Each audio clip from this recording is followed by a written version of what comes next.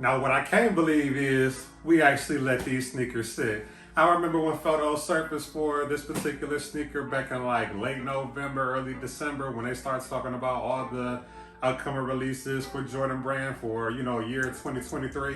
And this was one of the most sought after sneakers, but then on the release day, we let this sit. I don't know how that happened, but nevertheless, let's just go and get into it.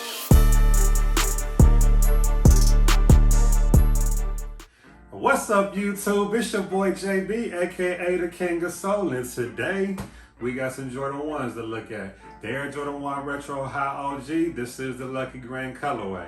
Before we get into the review, make sure you guys like and subscribe to the channel. If you do dig the content, do me a favor, make sure you hit that subscribe button and hit that notification bell.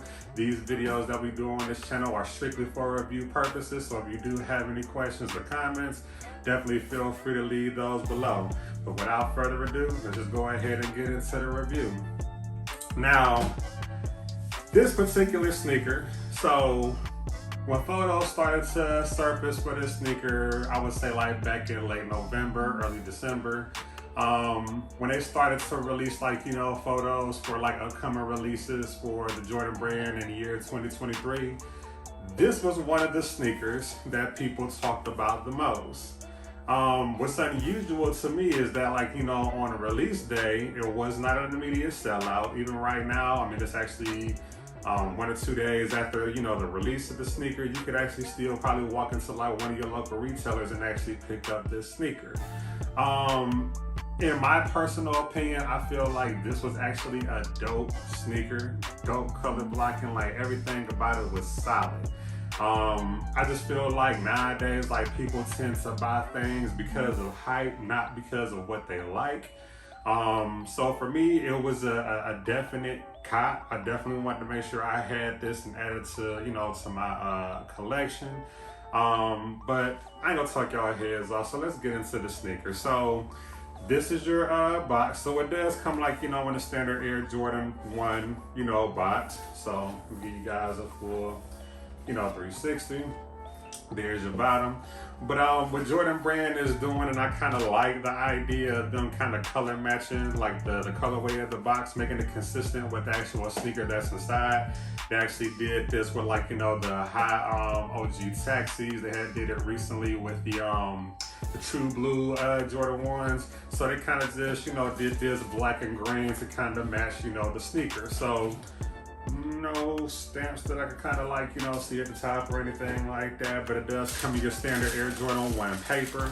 Now, this particular sneaker, it does come in that Jordan 1 black toe color blocking. The only thing is a little bit different is the hits of green throughout the shoe versus that Chicago or varsity red.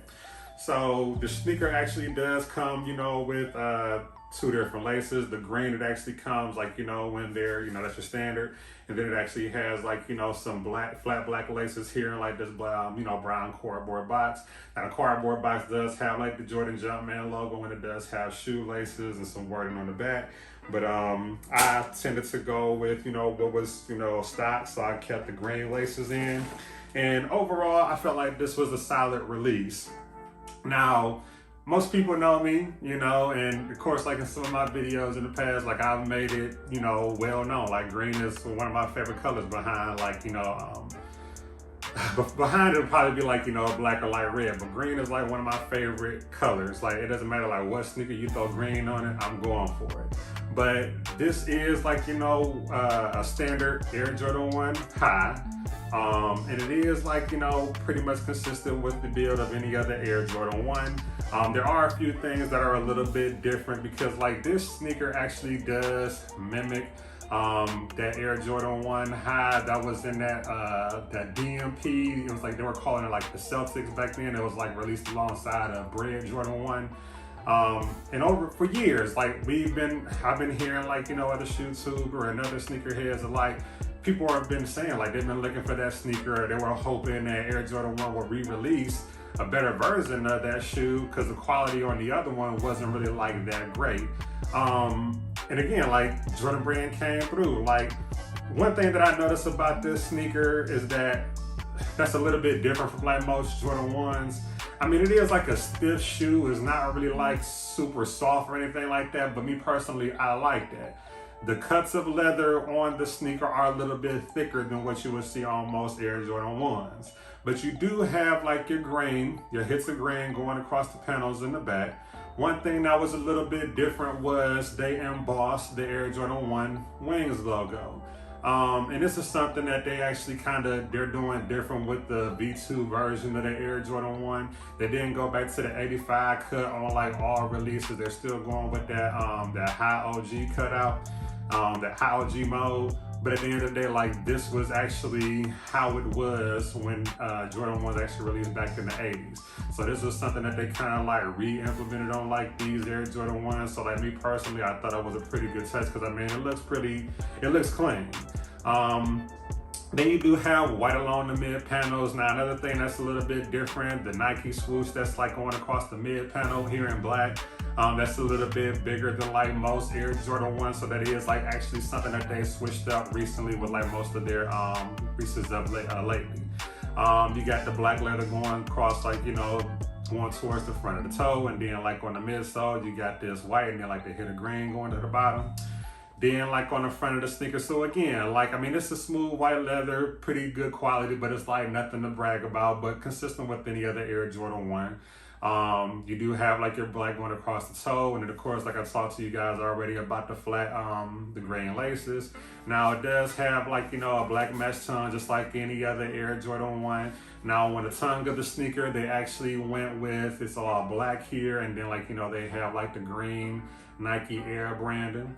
And then like on the other side of the sneaker is pretty much consistent with the, you know, the build out of the other side of the sneaker. So you got your green along the panels here, black Nike swoosh, smooth white leather in the middle, and then going again toward the toe, you got some black leather.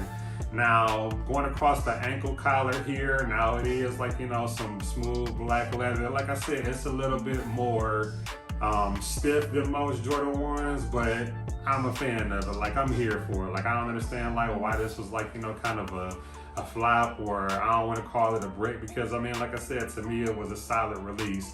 On the back of it, you do have like, you know, the little tab there that you always had, that leather tab that's always, so like pretty much like I said, the same build out as any other Air Jordan 1.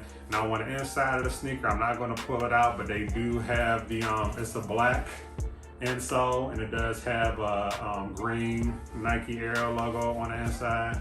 That's the right sneaker. Left sneaker is pretty much the same. So again, me personally, I felt like this was an overall, you know, good release. I don't know like what happened on release day, but I was happy that I was fortunate enough to get me one of these. I'm actually thinking about going to get like another and double up. Because like I said, green is like one of my favorite colors, and like this is definitely one that I want to keep in my collection and have in rotation. But nevertheless, man, like that's pretty much it. I'm not going to talk you guys, you know, a year off, but at the end of the day, like I said, this was a solid release. Out of 10, I would give this a 10 out of 10. There is no, like I said, color blocking, everything, the color scheme of the sneaker, everything to me, like they knocked it out of the park. I can't find like one flaw with this particular sneaker. But at the end of the day, like if you guys have any questions, definitely feel free to leave me a comment below. Definitely always stay engaged with me. Don't forget I'm on Instagram, I'm on Twitter, I'm on TikTok. Everything is at King of Soul, King with an X with an I. But yeah, man, like excellent shoe. But before we go, I'm gonna go ahead and get you guys a B-roll and an on foot of this shoe. But let me give you a 360 like I always do in all my videos. So there's the front of the sneaker. There's the lateral side of the right, lateral side of the left. There's your medial side for both.